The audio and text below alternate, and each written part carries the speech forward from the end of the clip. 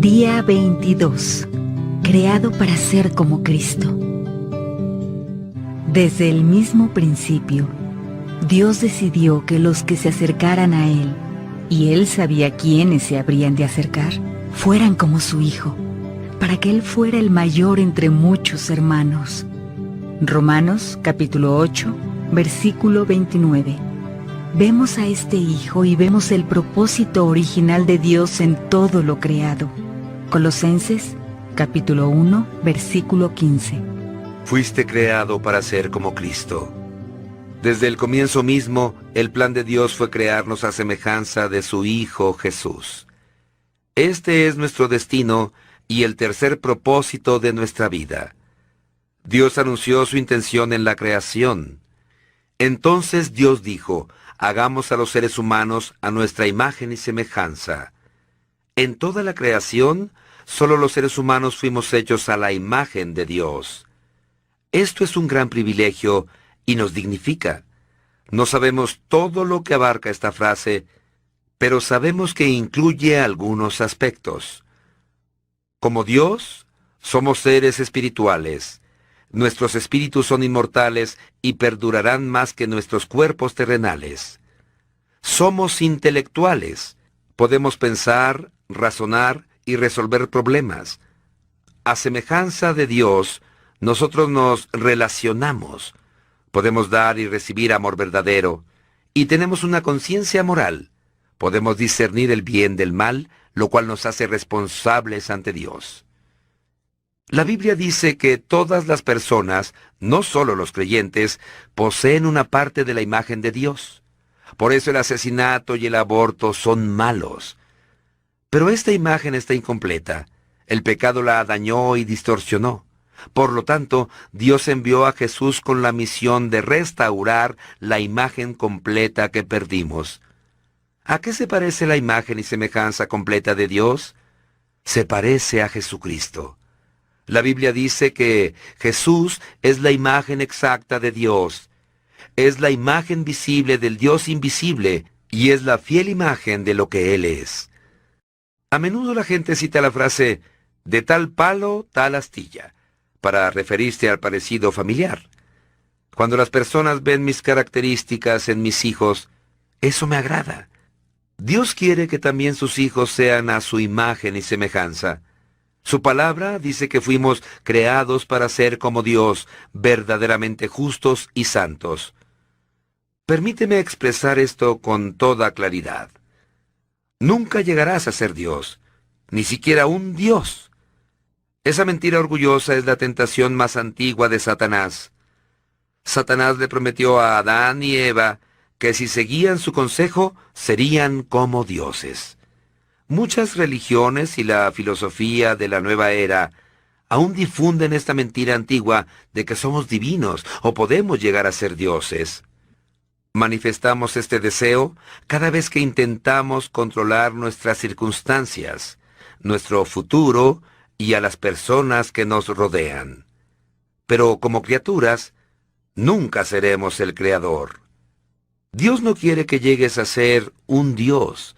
Él quiere que seas piadoso, que asumas los valores, las actitudes y el carácter propio de Él. La Biblia dice que adoptemos una manera enteramente nueva de vivir, una vida moldeada por Dios, una vida que, renovada desde dentro, forme parte de su conducta mientras Dios reproduce con toda precisión su carácter en nosotros. La meta final de Dios para tu vida sobre la tierra no es la comodidad, sino el desarrollo de tu carácter. Él quiere que crezcas espiritualmente y llegues a ser como Cristo. Esto no significa que pierdas tu personalidad o llegues a ser un clon sin inteligencia. Dios creó tu singularidad, por lo cual ciertamente no quiere destruirla. Ser semejante a Cristo significa la transformación de tu carácter, no de tu personalidad. Dios quiere que desarrolles la clase de carácter que se describe en las bienaventuranzas de Jesús.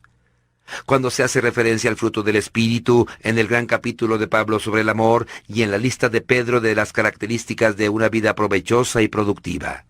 Cada vez que olvidamos que ese carácter es uno de los propósitos de Dios para nuestra vida, nuestras circunstancias nos hacen sentir frustrados. Nos preguntamos, ¿por qué me sucede esto a mí? ¿Por qué estoy pasando por tantas dificultades? Una respuesta es que la vida está hecha para ser difícil. Eso es lo que nos permite crecer. Recuerda que la tierra no es el cielo. Muchos cristianos interpretan mal la promesa de Jesús acerca de la vida abundante, como si eso quisiera decir una salud perfecta, un estilo de vida rodeado de comodidades, la felicidad permanente, la plena realización de los sueños y el alivio instantáneo de los problemas mediante la fe y la oración. En pocas palabras, esperan que la vida cristiana sea fácil. Esperan el cielo aquí en la tierra. Esta perspectiva egocéntrica trata a Dios como un genio de una lámpara que simplemente existe para servirte en tu búsqueda egoísta de la realización personal. Pero Dios no es tu sirviente, y si pretendes que la vida debe ser fácil, pronto te desilusionarás muchísimo o vivirás negando la realidad. No olvides nunca que la vida no gira en torno a ti. Existes para los propósitos de Dios, no a la inversa. ¿Por qué habría de proporcionarte Dios el cielo en la tierra cuando Él ha hecho planes para darte algo mayor en la eternidad?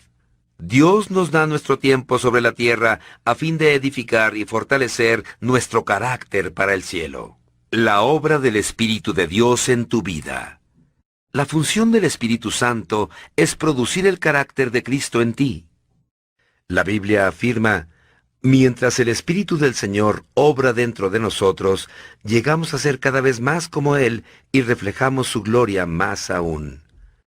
Este proceso de transformarnos para ser más como Jesús se llama santificación, y es el tercer propósito de tu vida sobre la tierra. No puedes reproducir el carácter de Jesús si dependes de tu propia fuerza. Las resoluciones de Año Nuevo, la fuerza de voluntad y las mejores intenciones no son suficientes. Solo el Espíritu Santo tiene poder para hacer los cambios que Dios quiere efectuar en nuestras vidas. La Escritura dice, Dios es quien produce en ustedes tanto el querer como el hacer, para que se cumpla su buena voluntad. La sola mención de el poder del Espíritu Santo basta para que muchas personas piensen en demostraciones milagrosas y emociones intensas. Pero la mayor parte del tiempo, ese poder es liberado en tu vida de una manera tranquila y discreta, de modo que ni siquiera eres consciente de él ni lo percibes. A menudo Dios nos llama la atención con un suave murmullo. La semejanza con Cristo no se produce por imitación, sino porque Cristo mora en nosotros. Permitimos que Cristo viva a través de nosotros, porque este es el secreto. Cristo vive en ustedes. ¿Cómo sucede esto en la vida real? Por medio de las opciones que escogemos. Dadas las situaciones, escogemos hacer lo correcto y luego confiamos en que el Espíritu de Dios nos dará su poder, amor, fe y sabiduría para lograrlo. Dado que el Espíritu de Dios vive dentro de nosotros, estas cosas siempre están disponibles si se lo pedimos. Debemos cooperar con el trabajo del Espíritu Santo. A lo largo de la Biblia vemos expresada una verdad importante. El Espíritu Santo libera su poder en el momento en que das un paso de fe.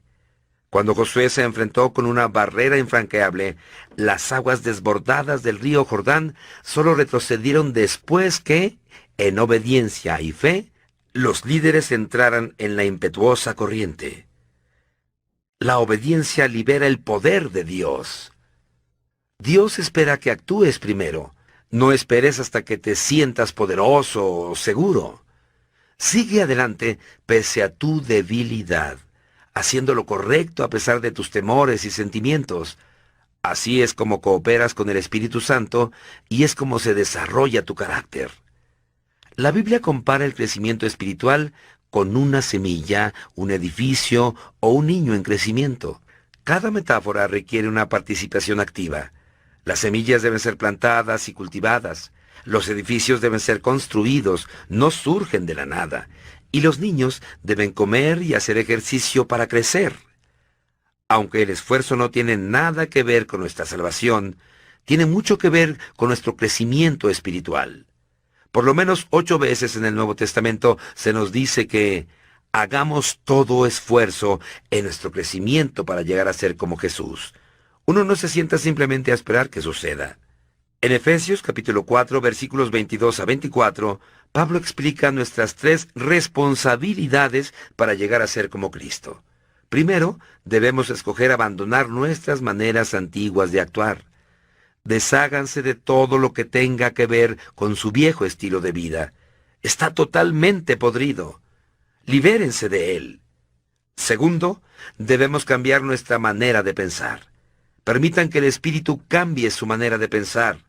La Biblia dice que somos transformados mediante la renovación de nuestra mente. La palabra griega para ser transformados, metamorfosis, usada en Romanos 12:2 y 2 de Corintios 3:18, es la que se emplea para describir el cambio asombroso que permite que una oruga se transforme en una mariposa.